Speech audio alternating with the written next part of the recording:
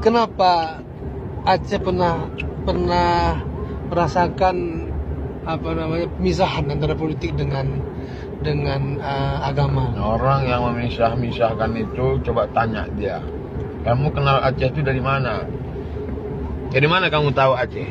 Dari kerajaan Samudra Pasai, dari kerajaan Islam.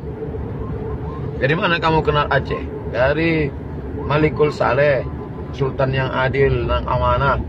Dari mana kamu kenal Aceh? Dari Sultan Iskandar Muda. Itu kan politik. Orang yang punya kekuasaan. Maka Islam bisa rata sampai turun dari mulai atas Sumatera sampai ke Melayu Langkat, Melayu Deli. Melayu Deli itu kan dari Aceh. Berarti redupnya karena Melayu Asahan, Tanjung Balai Asahan. Itu kan anak dari Sultan Iskandar Muda. Unik itu. Asahan itu unik. Sultannya dari Aceh, masyarakatnya Batak. Asahan, Batak. kenal Mandailing. Tapi disebut kerajaan Melayu karena dia tinggal di pesisir. Tapi jangan lupa, dari mana? Dari politik kekuasaan, dari agama. Tidak usah bicara Islam pun, Dalai Lama, Tibet. Apakah Buddha, Siddhartha Gautama bicara kekuasaan? Enggak. Tapi mau tidak mau harus mengatur urusan orang banyak dengan kekuasaan.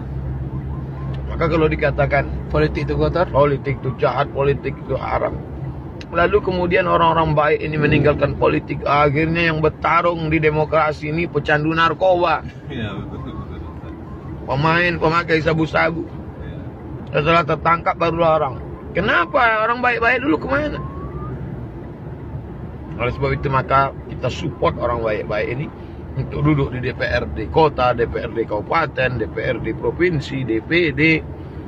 Mereka yang akan bertarung. Kita tidak ejek mengejek. Apa itu Somad tuh? Cuma ceramah-ceramah aja.